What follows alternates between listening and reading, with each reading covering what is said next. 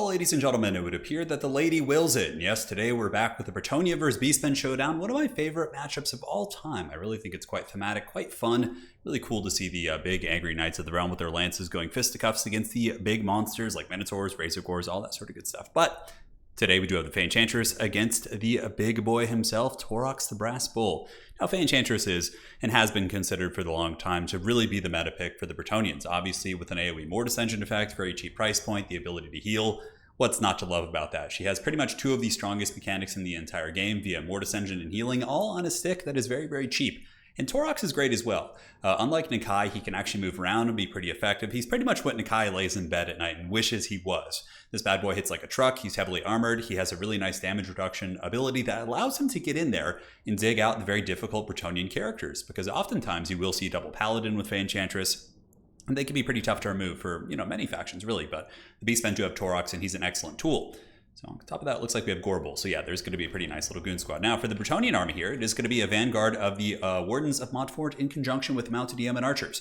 Pretty good little skirmish corps. These guys are relatively quick, 92 speed. I believe Centaurs with their Frenzy ability essentially have similar speed profiles. Let's go and take a look here. Yeah, they're at 93. So for the most part, the Bretonnians should be able to kite them. And with 125 range against the only 80 or 70 of the Centaur throwing axes, they're very, very effective actually. And they can chase off routing Beastmen units. Aside from that, we do have the Peasant Mobs backed by the Battle Pilgrims. Entire back line is going to be Knights of the Realm. We got a Paladin, Enchantress, as well as the Green Knight. Green Knight's really cool. If your opponent doesn't bring magic or prepare for them with like Sons of Goros or something like that, or, Lord of Death, he can be a real menace. Now, front line here for the Beastmen. Looks kind of like one of the builds that you would see like pre-patch when the Great Weapon Infantry were just dominating cavalry, but still Bestigors with Great Weapons, Blackworks, things like that typically trade pretty well against the light Bretonnian cavalry like Knights of the Realm and things like that. So we got 3 of those in the front, should be able to smash the infantry, backed up by the throwing axes, which are designed with their armor-piercing attacks and their mobility to drag down heavy cavalry. We got Torox and a Gorbel by a bunch of Razor Gores, and that's going to be it. The caster is going to be a Traderkin caster.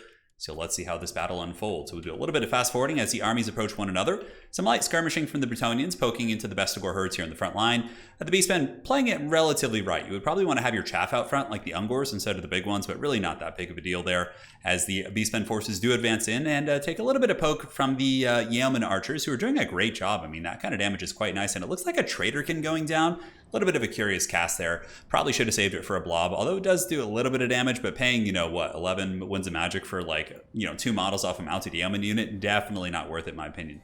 So Bretonnia trying to delay the fighting for as long as possible to buy some time for their skirmishers up here on the high ground to get a little bit of poke, and they appear to do a decent job.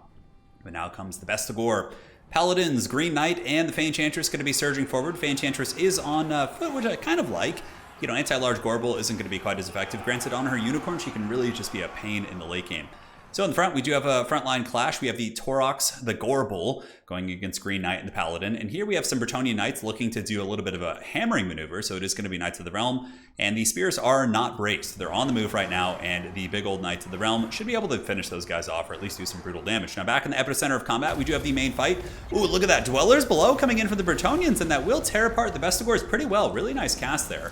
Doing some good damage against the tightly packed herd.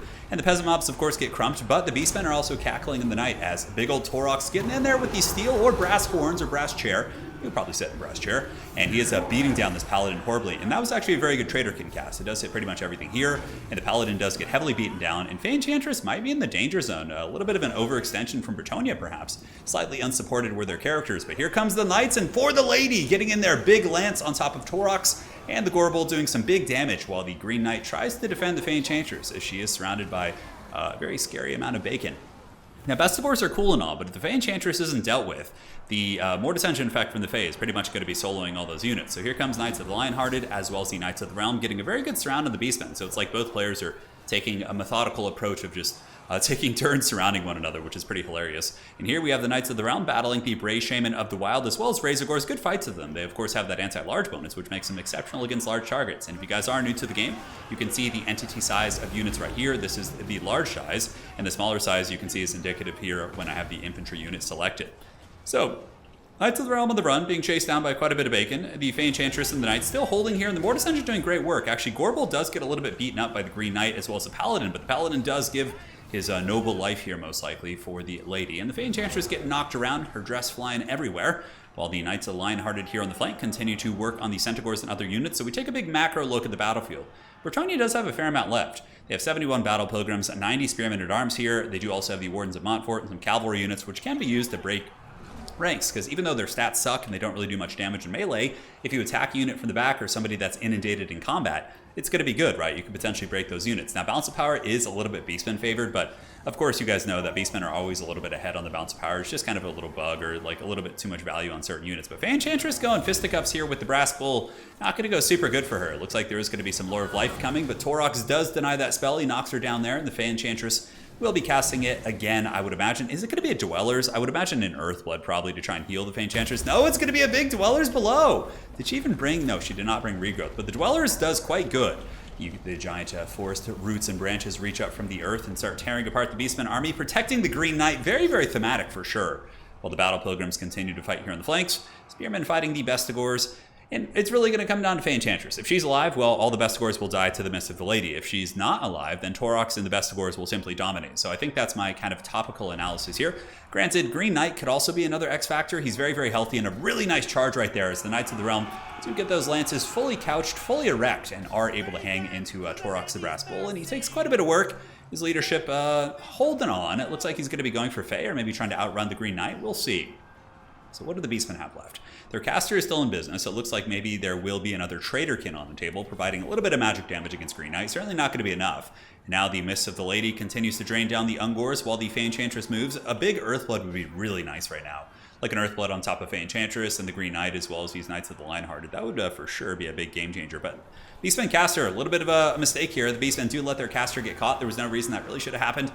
He's relatively fast at 70 speed, so he can, I believe, outpace Knights of the Lionhearted, who are, I think, 66 or 70 speed, or at least kind of keep his distance. So big misplay right there, losing your caster, your source of magic damage, really. But at least a Traderkin did go off before all was said and done. Now, the Bestigors and company working on the Battle Pilgrims. Do the Bretonians still have those spear units that we saw earlier? I think this is the remnants of the spears. Probably going to want to unify with the Enchantress and the Green Knight, but it's looking like it's going to be one of those Green Knight type of games. I mean, the Beastmen do have a lot, but dealing with Green Knight here is going to be really tough, especially with Enchantress still being alive.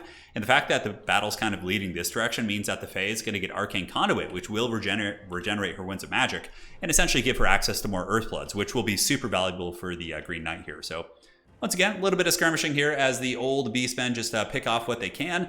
Earthblood's going down, and now it is the final duel. Well, the Green Knight looks like he wants to duel Torox and will probably be able to win. He's full health and, of course, does get 75% damage reduction from things that don't do magic damage. And Torox does do fire, which is pretty cool, but alas, his mighty blades do not do magic damage. Even though they're glowing red, we don't ask questions. It is Warhammer Fantasy, and we're here to have a good time.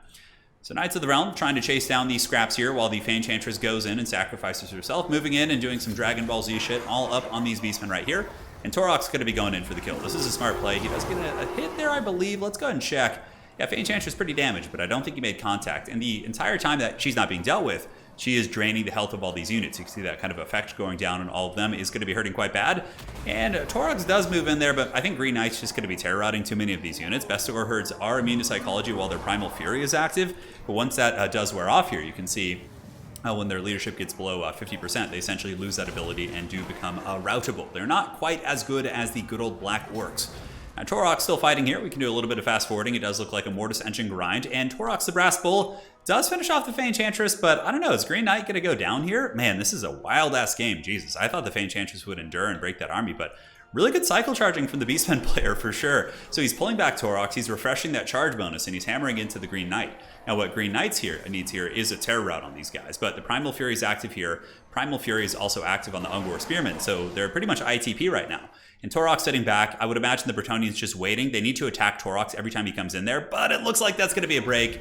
The infantry break, and Torox is obviously not going to be able to stand against the Green Knight with that much health. GG, well played. Crazy game. Always fun. I love that matchup, and I really do like the Green Knight pick.